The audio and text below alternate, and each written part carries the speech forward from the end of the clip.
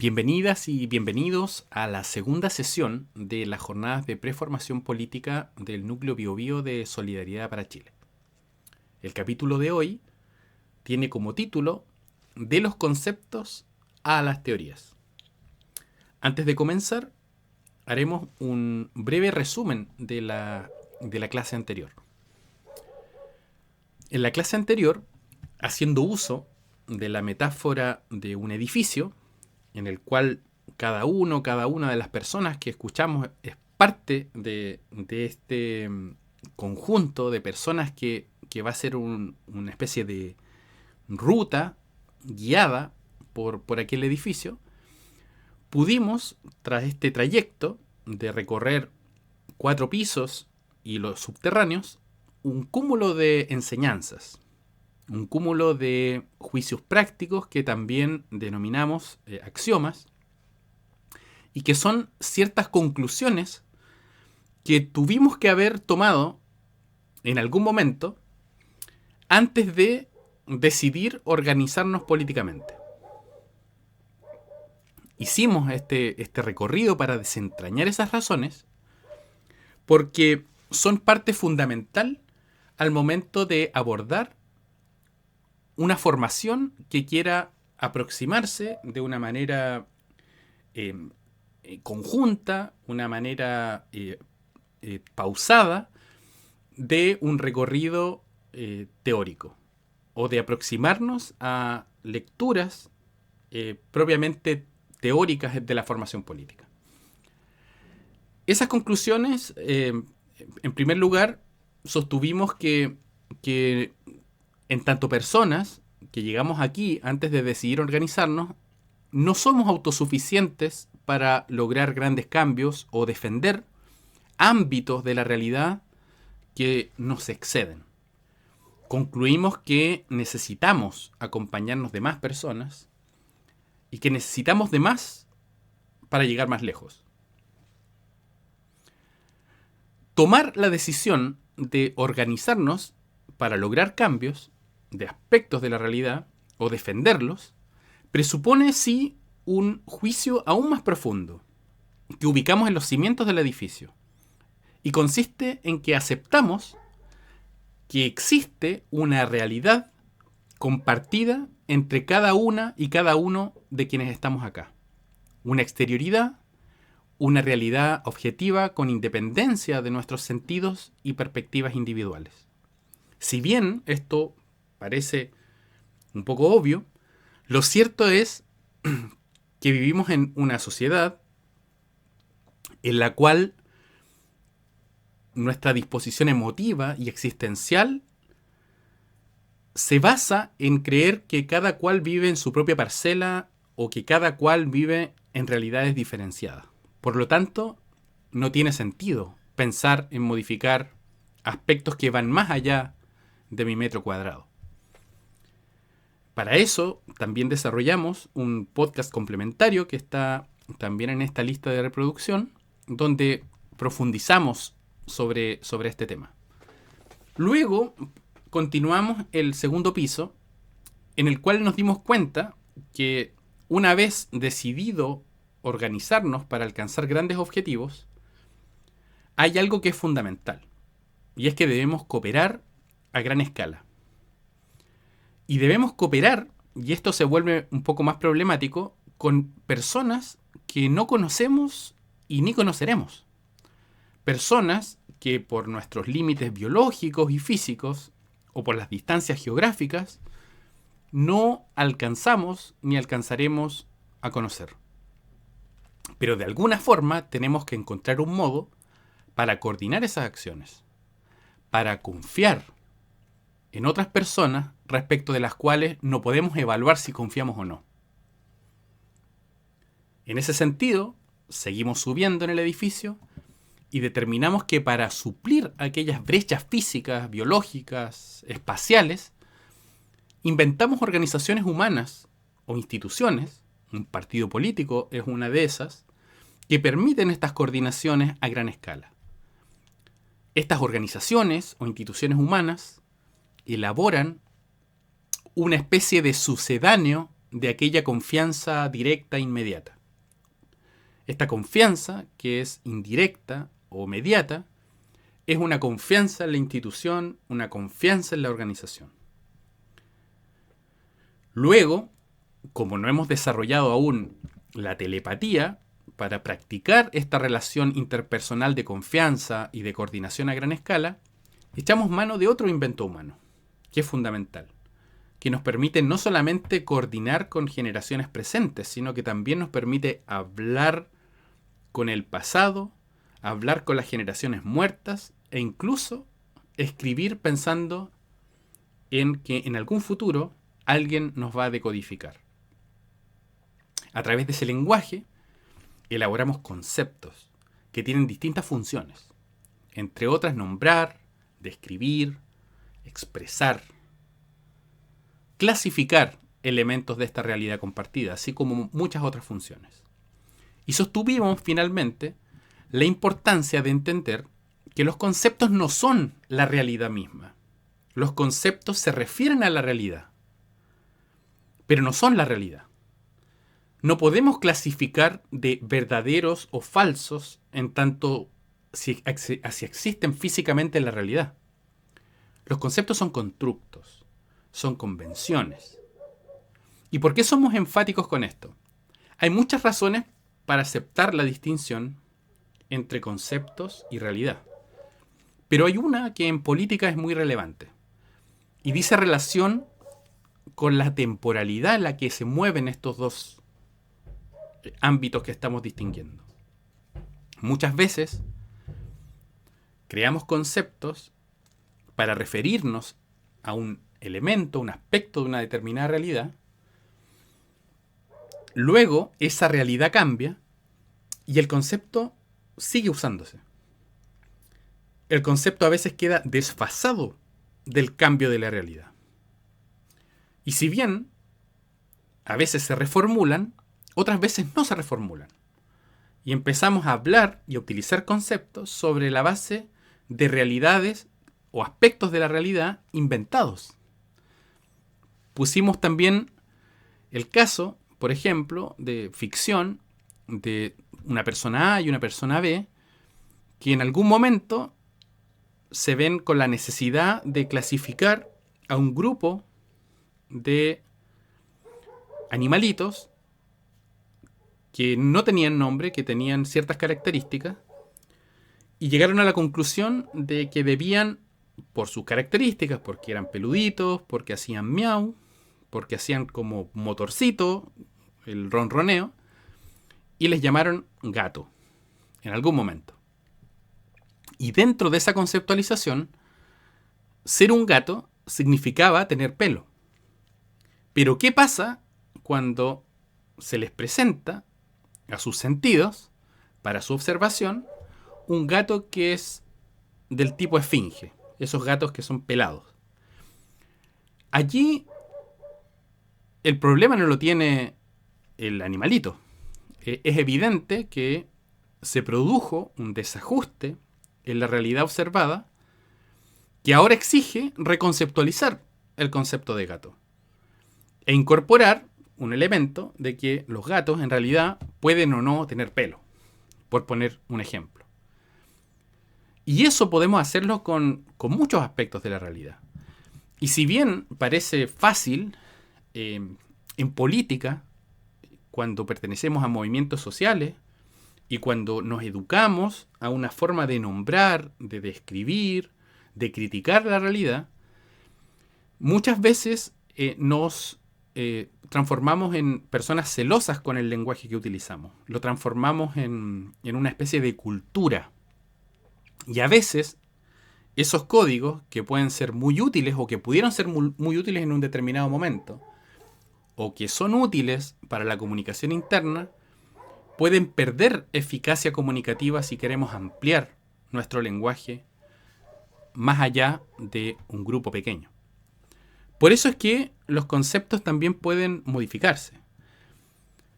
A veces cambiamos los conceptos porque, por determinadas circunstancias históricas, un concepto evoca o despierta muchas pasiones.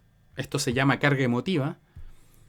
Y esa carga emotiva genera situaciones que impiden la comunicación. Entonces, a partir de ahí, tomamos la decisión de cambiar el concepto o de reemplazarlo.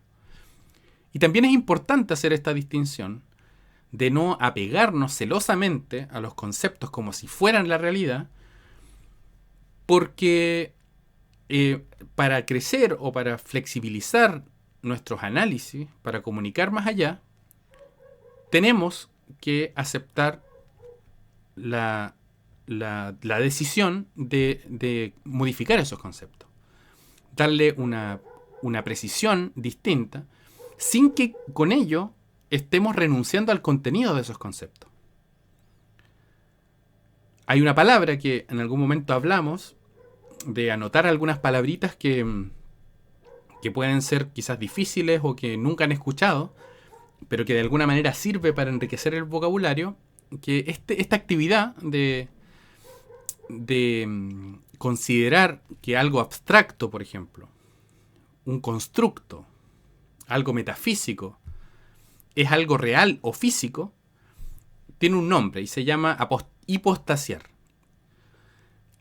Y esto es muy frecuente en la política. Y es muy frecuente también dentro de las diferentes tradiciones teóricas, políticas, de caer en este conservadurismo, podríamos decirlo de alguna manera, de confundir la realidad y los conceptos, o de creer que los conceptos son reales y no son en realidad inventos que se refieren a la realidad y que son instrumentos que son útiles, y cuando dejan de ser útiles no hay ningún inconveniente en modificarlo. Bueno, habiendo repasado lo anterior, llegamos al quinto piso. En este punto, tenemos que actuar coordinados con muchas personas para lograr grandes cambios o defender aquello que nos parece valioso de la realidad. Cada persona que está aquí, en este quinto piso, por su trayectoria de vida, se ha hecho una idea de cómo funciona la realidad, qué le ha tocado vivir, o la sociedad en la cual está inserta, y en general de muchas cosas. Tenemos una visión necesariamente parcial de aquellas experiencias de vida, de aquellos ámbitos de la realidad en los cuales nos hemos desenvuelto. Y asumimos, por lo tanto, que somos incapaces de experimentar individualmente toda la realidad o todos los puntos de vista. Por eso es que decimos que nuestra visión es necesariamente parcial. Podríamos decir que tenemos entonces nuestros propios conceptos parciales para entender, por ejemplo, la economía, la política, las emociones, el amor, aquello que nos conmueve artísticamente. Vamos cambiando nuestra vida y adquirimos experiencia, o nos vemos expuestos a situaciones que van reforzando o cambiando nuestros conceptos. Quizás sabemos de política por lo que aprendemos en una conversación familiar, o la historia de nuestra familia, o en el lugar en el que estudiamos, en el lugar en el que trabajamos, a partir de la relación buena o mala que tengamos con alguna autoridad política, con un concejal, con alguna alcaldesa, aquello que vemos por la televisión, aquello que deducimos de TikTok. Sacamos, por así decirlo, permanentemente conclusiones respecto de la realidad. Por ejemplo, inferimos respecto a cómo está la economía al autoexaminar nuestra propia situación. Nuestra situación en el trabajo, o el desempleo propio, o el desempleo de un pariente cercano, por el precio de los bienes básicos y servicios, por el alza de la luz, por el estado de ánimo irritable que se vive, por ejemplo, en una micro. Vamos, en este caso, cargando nuestra mochila con ciertos conceptos que nos permiten sacar ciertas conclusiones respecto de muchos ámbitos de la realidad. Y todos tenemos este patrimonio conceptual. A esa comprensión de la política, de la economía, de la causa, de los efectos, de qué es lo relevante, de qué es lo irrelevante, en esta concepción personal lo vamos a llamar, que una teoría primitiva y espontánea, que cada persona tiene. Todas las personas tenemos una teoría primitiva y espontánea de la realidad o de aspectos de la realidad. La palabra primitiva deriva del latín primus, que significa primero. Esto es nuestra primera teoría. Y espontánea deriva de otra palabra latina que se llama sponte, que se refiere a algo que ocurre por una voluntad, pero sin ninguna intervención, planificación o premeditación. Por eso es que hablamos de una teoría primitiva y espontánea. El asunto es que llegamos a un quinto piso, donde ya tomamos la decisión de organizarnos, queremos cambiar o defender aspectos de la realidad que muchas veces van más allá de aquellos que experimentamos cotidianamente. Por lo tanto, esta teoría primitiva y espontánea que tenemos, esta cadena de conceptos que hemos alimentado a lo largo de nuestra vida, no necesariamente es funcional para comunicarnos con estas otras personas. Estamos hablando de muchas personas que también tienen sus propias teorías primitivas y espontáneas. Tienen sus propios conceptos. Y no solamente personas utilizan conceptos diferentes, sino que a veces utilizamos el mismo concepto, pero el contenido, el significado que le damos es totalmente diferente. Entonces, en este quinto piso, llegamos a la siguiente conclusión: que nuestro lenguaje conceptual propio y parcial, necesariamente parcial, como dijimos, nuestras teorías espontáneas y primitivas de la realidad o de aspectos de la realidad no son suficientes. Requerimos poner a dialogar nuestras teorías espontáneas y primitivas y sacar de ahí un lenguaje conceptual que sea común y que muchas veces va a ser diferente a aquel lenguaje parcial, individual, con el que siempre nos hemos desenvuelto en la vida. Sexto piso. ¿Cómo empezamos a construir este lenguaje conceptual común? En este piso nos enfrentamos al siguiente problema. Este lenguaje conceptual común ¿será sobre absolutamente toda la realidad o va a ser sobre algunos ámbitos de la realidad? A primera vista vamos a tener que ir desgranando. Parece un consenso de que si vamos a desarrollar un lenguaje común, no puede ser sobre toda la inabarcable e irreductible realidad. Y además porque tampoco es necesario. Eventualmente, por ejemplo, desarrollar un lenguaje común a estas personas que estamos ahora en un sexto piso queriendo organizar, en este caso, un partido político, quizás desarrollaron un lenguaje para describir cómo aparecen o desaparecen estrellas en galaxias lejanas, no es relevante. Por lo tanto, debemos hacer un ejercicio común de ir determinando aquello que sí nos es relevante. Ese ejercicio de ir recortando, de determinar ámbitos de la realidad más relevantes que otros, es lo que se llama realizar juicios de relevancia. Hacer juicios de relevancia, que le pido, si es que quieren también anotarlo como parte de un glosario, es una habilidad humana desarrollada, y probablemente no solo humana, que nos permite evaluar y decidir sobre la importancia o la pertinencia de cierta información, dato, argumento o aspecto de la realidad en un contexto específico. Diremos que estos juicios de relevancia son absolutamente arbitrarios. No hay un juicio de relevancia correcto.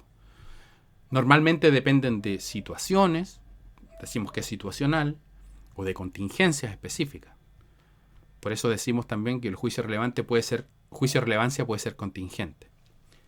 Pero gracias a estos juicios de relevancia, a esta habilidad humana que tenemos, en el caso de las ciencias, por ejemplo, humanas, sociales, es que logramos determinar o delimitar unos recortes que llamamos objetos de estudio.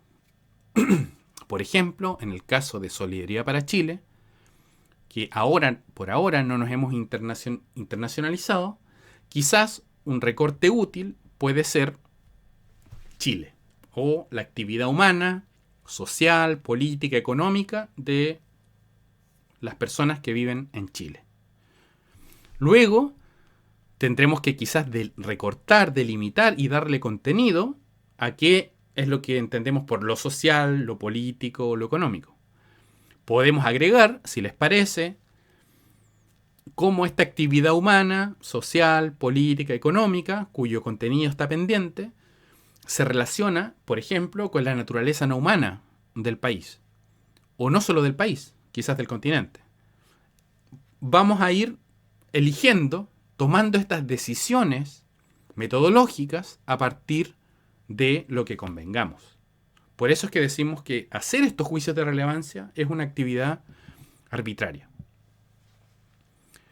Lo cierto es que estos temas, ya adelantamos que hay algunas palabras con un contenido vasto, que en futuras sesiones podremos hablar, como política, economía, naturaleza no humana. Al menos quedó claro, relativamente claro, que nuestras teorías primitivas y espontáneas no dan abasto. No sirve, no es suficiente el lenguaje conceptual individual, parcial que adquirimos en el trayecto de nuestras vidas. Si intentamos arrojar estas palabras que acumulamos para describir y explicar la realidad, probablemente estos conceptos nos van a decir que es mucho, se van a revelar. Los conceptos, en este caso, por inventar una ficción, lo que hacen al percatarse de su insuficiencia, se sindicalizan, establecen una organización mucho más compleja, se multiplican, con tal de sí, de alguna manera, dar abasto para describir esta realidad compartida.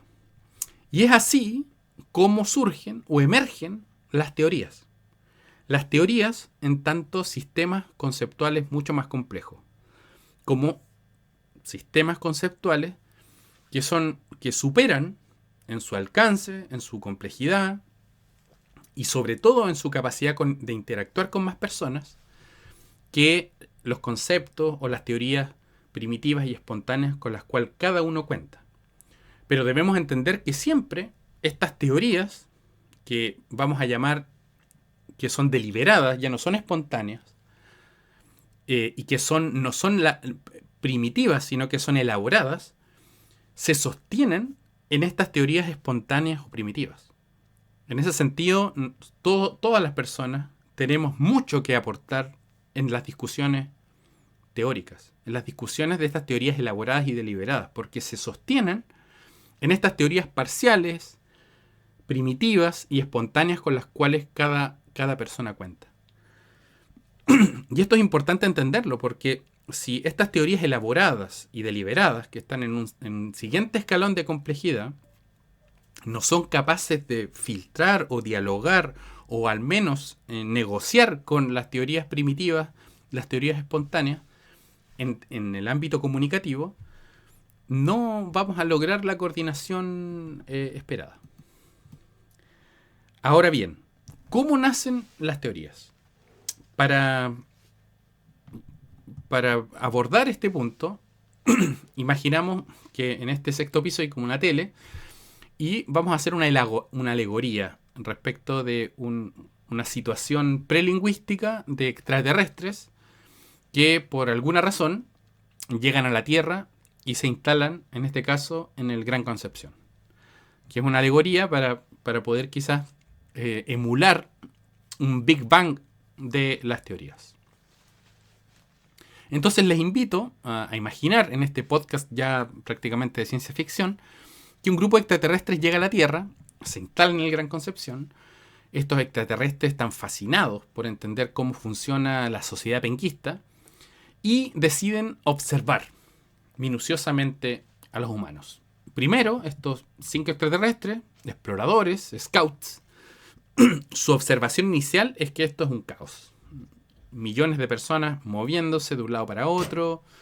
Aparentemente todo se torna incomprensible, pero cuando tú detienes la observación, empiezas a observar que hay ciertas cosas que se repiten, ciertas cosas que vamos a llamar regularidades, actividades cíclicas. Entonces, los extraterrestres se ponen manos a la obra, instalan cámaras, micrófonos por toda la ciudad y comienzan a observar. Empiezan a cuantificar que hay 1.400.000 personas moviéndose de un lado para otro, que tienen distintas edades, van anotando que tienen cabellos distintos, tatuajes, colores de piel, unas personas que están como más arrugaditas. Y después de esta perplejidad caótica, justamente, como mencionamos, al momento de detenernos y observar estas cosas que se repiten, estas regularidades, es que se está poniendo en evidencia esta habilidad que tenemos los seres humanos, y en este caso no humanos, los extraterrestres, de este cuento de ficción, de hacer juicios de relevancia, de focalizar, de concentrarse en algunos aspectos para comprender y eventualmente derivar explicaciones de este caos. Para comenzar, deciden iniciar con la persecución de una sola persona, para ver qué hace en su vida. Toman una persona, eligen en la comuna de Talcahuano, eligen a un hombre, se llama Juan Carlos, un día sábado, y ven que este señor, que se llama Juan Carlos, toma una especie de máquina que con ruedas, que lo transporta, un medio de transporte, que para nosotros es claramente una camioneta, y va a un lugar, que para nosotros claramente es una feria, y los extraterrestres se ponen a observar con sus cámaras y que hay en esta feria hay una gran concentración de personas, que hay una especie de mesones, que hay objetos de colores que tienen distintas formas, y hay un intercambio constante de las personas que están detrás del mesón y aquellos que se aproximan al mesón. Juan Carlos es una de esas personas que se aproximan al mesón. Y empieza a revisar estos elementos de colores, los pesa, los revisa, los da vuelta, y luego pasa unos papeles y estos objetos de colores, que para nosotros todas luces son verduras o frutas, los ingresa a una bolsa. Entonces, en este caso, los 5 extraterrestres quedan fascinados con lo que están viendo, con muchos aspectos. Por un lado, esto de la feria, que les parece muy llamativo, esta forma especial de interacción. Les llama la atención también esto de los papeles que se intercambian para obtener objetos. Y al mismo tiempo también quieren saber qué va a hacer Juan Carlos con estos objetos que metió en una determinada bolsa.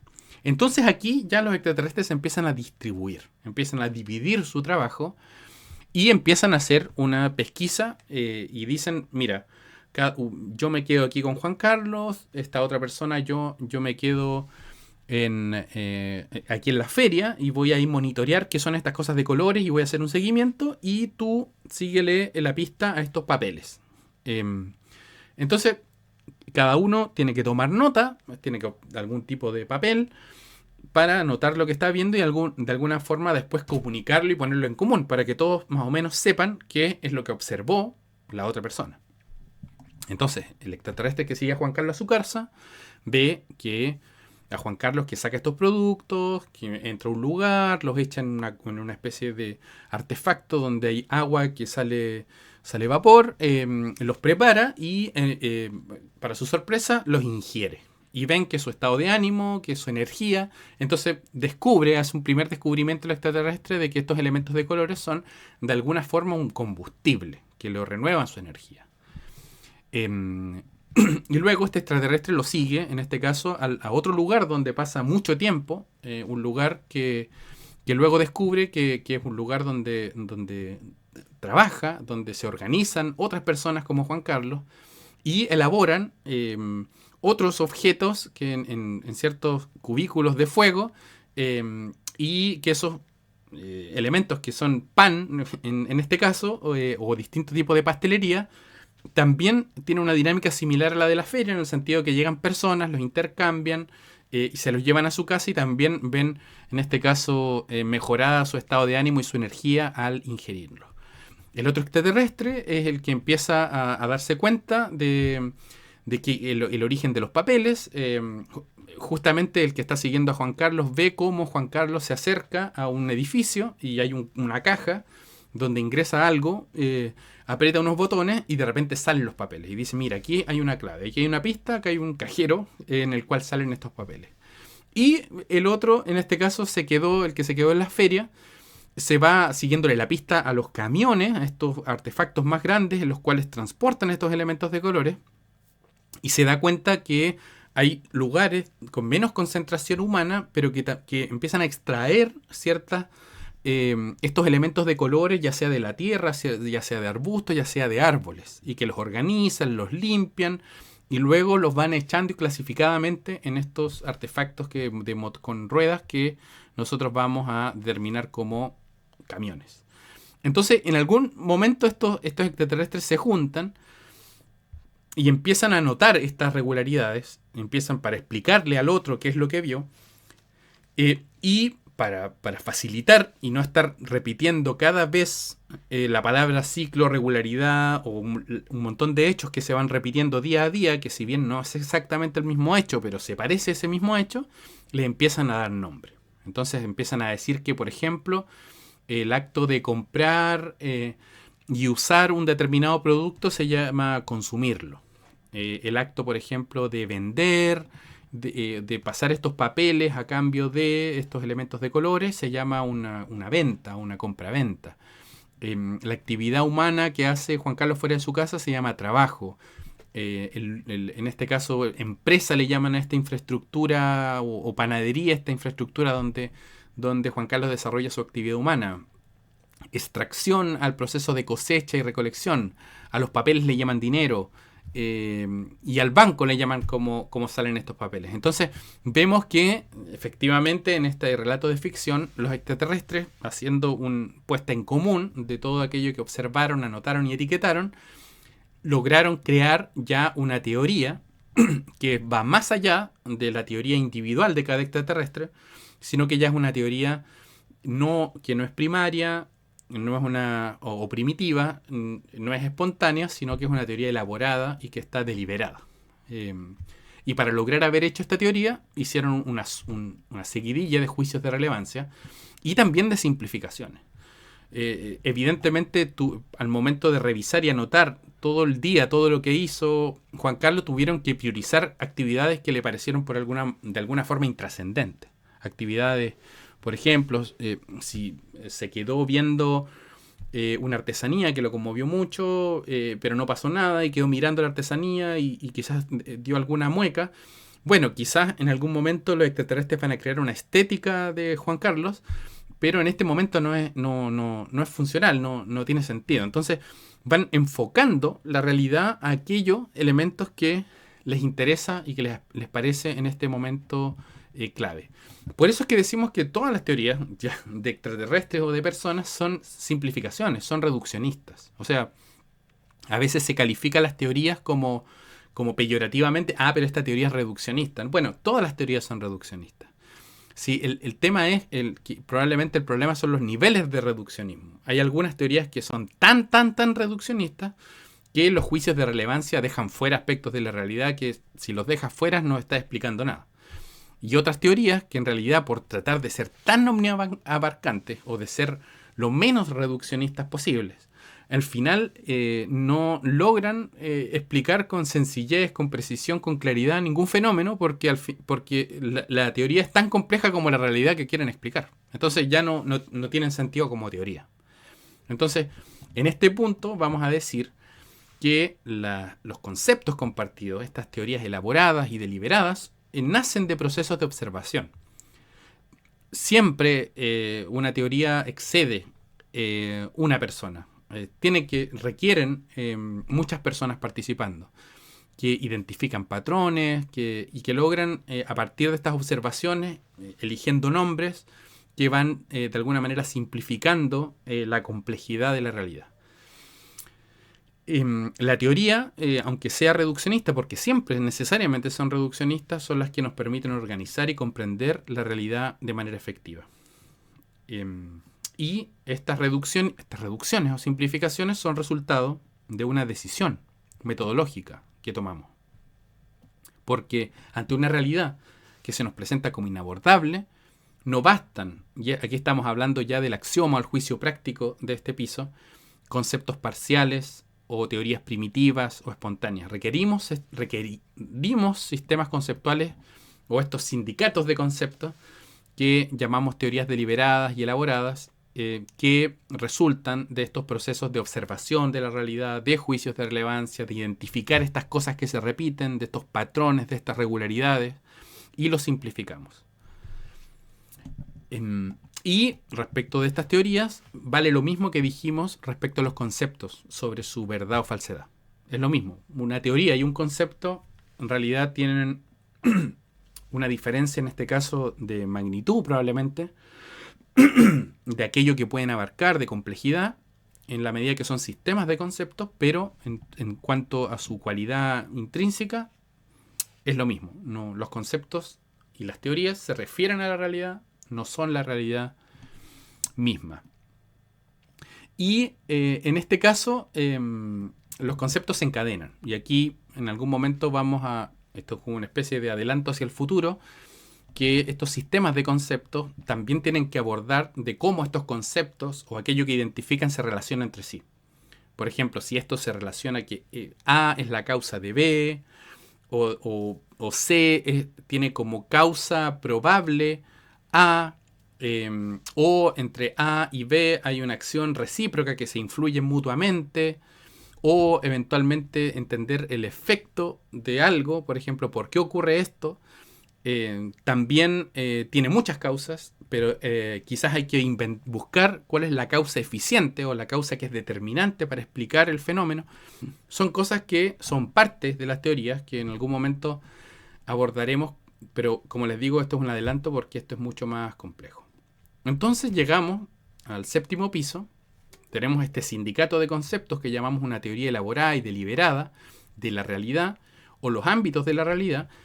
Y el tema es ahora darle un propósito. Y aquí nos vamos a encontrar con un abanico.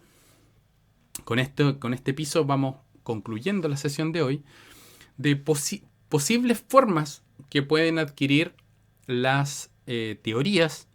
Y ahora hablo de teoría entendiendo que estoy hablando de estas teorías elaboradas y teorías deliberadas en la medida de los fines que nosotros nos propongamos. Y vamos a proponer, obviamente, una clasificación que no necesariamente es perfecta. Yo me inspiré en una clasificación que hizo una profesora que tuve, se llama Elina Ibarra, una profesora filósofa argentina, que clasifica las teorías entre descriptivas, explicativas, críticas y normativas. Al menos al día de hoy, no sé, en este 2024, para mí me parece que esta clasificación comprende, si es que no la totalidad, gran parte de las posibles teorías que existen. Y vamos a decir que las teorías descriptivas son aquellas no sé si mencioné, las 4 clasificaciones son descriptivas, explicativas, críticas y normativas. Entonces, las teorías descriptivas son aquellas que se centran en observar y detallar de cómo son en realidad las cosas, sin emitir juicios ni proponer cambios. El objetivo de una teoría descriptiva simplemente es una radiografía, de proporcionar una representación precisa de un fenómeno determinado. Eso es lo que vamos a llamar una teoría descriptiva. Las teorías explicativas van un poco más allá. Las teorías explicativas, además de describir un fenómeno determinado, su énfasis está en identificar y analizar las causas de ese fenómeno. ¿Por qué ocurre? Los mecanismos que subyacen a los fenómenos observados. De alguna manera, si es que las teorías descriptivas buscaban responder el qué es algo, las teorías explicativas buscan responder por qué y cómo ocurren ciertas cosas. También están las teorías críticas. Las teorías críticas, esta palabra crítica está posiblemente muy, muy manoseada y crítica, la palabra crítica significa muchas cosas. Vamos a darle el contenido quizás filosóficamente más preciso a las teorías críticas, y se refiere a aquellos enfoques teóricos cuya pretensión primordial es más bien examinar las teorías desde adentro. Examinan los fundamentos, los supuestos internos de unas teorías, y a partir de este examen de los fundamentos y supuestos internos de una determinada teoría, reflexionan o elaboran a partir de sus contradicciones, de identificar esas contradicciones, cuáles son los límites, cuáles son los puntos ciegos, desde una perspectiva de mejorar o de alguna manera desbaratar la coherencia y la validez de un sistema teórico determinado.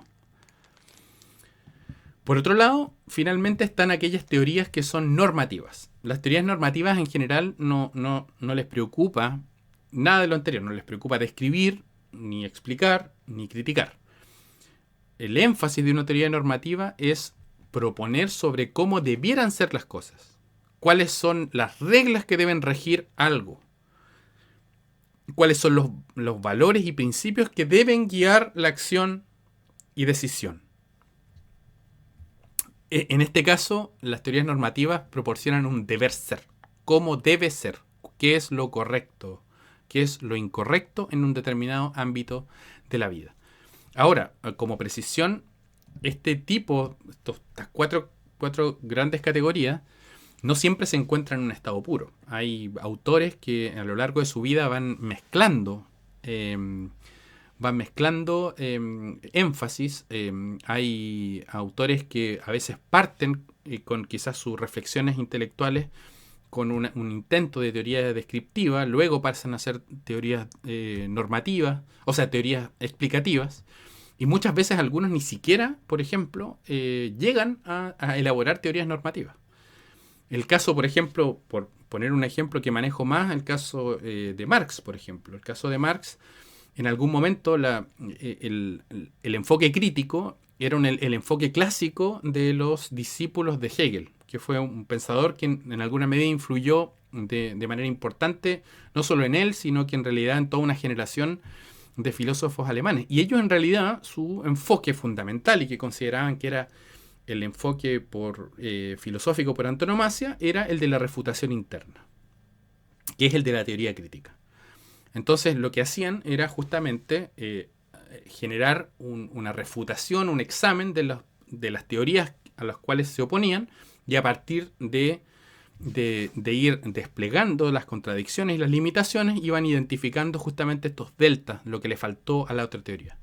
Pero en algún momento, cuando Marx, por ejemplo, va a Inglaterra, él toma un método muy, en este caso, positivista, clásico, y básicamente sus métodos, sus medios, son aquellos métodos de las teorías descriptivas. A partir de buscar, en este caso, un énfasis profundo en buscar documentación, bibliotecas, evidencia, números contables, de tal manera de tener un ejercicio de lo más descriptivo posible de la realidad. Y al mismo tiempo, paradójicamente, al sentido común que se tiene sobre Marx fue muy reacio a las teorías normativas. Hay muchos pasajes que podemos quizá en algún momento hablar, pero que él no le gustaba proponer cómo debieran ser las cosas. Él pensaba que de la crítica, en algún momento la crítica despiadada a lo existente, iban a emerger los principios del futuro, los principios que anticipan una nueva sociedad, pero que esos principios solamente van a nacer del fulgor de la crítica despiadada. No es necesario proponer una teoría normativa. Bueno, esto después quizás lo va matizando con el tiempo, pero por ponerles un ejemplo de que muchos autores, muchas propuestas teóricas van en este caso surfeando entre estos distintos enfoques.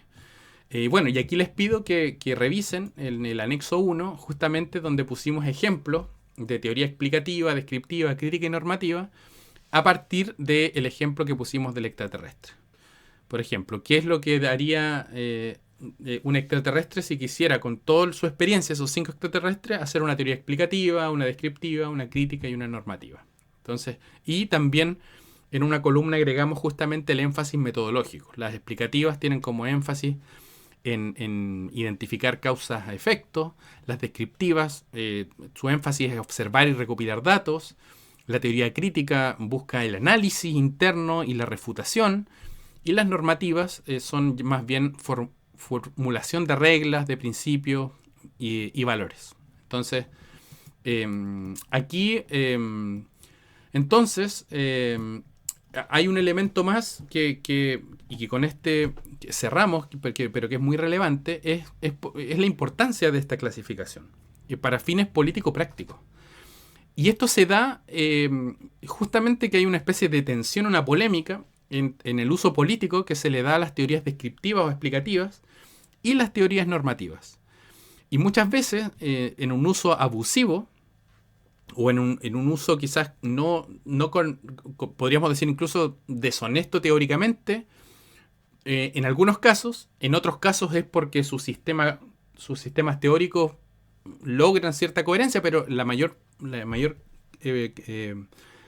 quizás cantidad de casos es por situaciones de evidente deshonestidad intelectual, recurren a una falacia que se llama falacia naturalista, que formuló un filósofo, apellido Moore, a principios del siglo XX, pero que ya se había detectado algunos siglos antes, y que es este salto lógico que no tiene justificación de derivar un deber ser, es decir, como una propuesta normativa, una teoría normativa, a partir de un ser o de la descripción de un hecho. Si es que no se entendió con ese lenguaje, por poner ejemplo. Por ejemplo, si yo constato y describo que la realidad es así, yo concluyo de que debe ser así. O sea, debe ser así porque siempre ha sido así. Esa es una falacia naturalista. O yo, si constato, por ejemplo, a través de, no sé, la biología, que los seres humanos se reproducen, yo digo que tú o los seres humanos deben tener hijos. Yo derivo de una descripción una pauta de conducta que debe ser. Por ejemplo, si en la naturaleza prima la ley del más fuerte y nosotros somos parte de la naturaleza, por lo tanto, debemos dejar morir a los débiles, dejar morir a los ancianos. Y esto no solo pasa con quizás sentido común que pudiera ser distinto al nuestro, sino que también hay falacias naturalistas en las cuales ha creído la propia izquierda, por ponerlo en algunos casos. Por ejemplo, si hacemos una descripción de que son pobres, son económicamente proletarios, son clase trabajadora, por lo tanto derivo que el deber ser es que deben tener una conciencia socialista, una conciencia de clase que las va a llevar en última instancia a ser comunistas.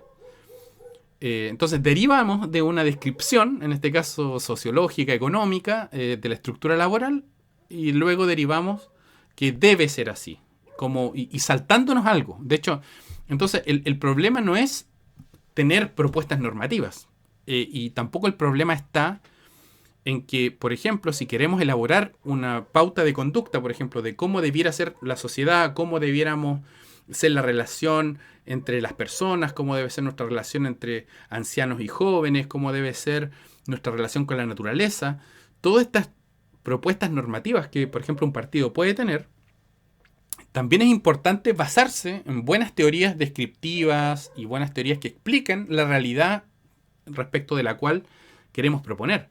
El problema está en este atajo de derivarlo inmediatamente.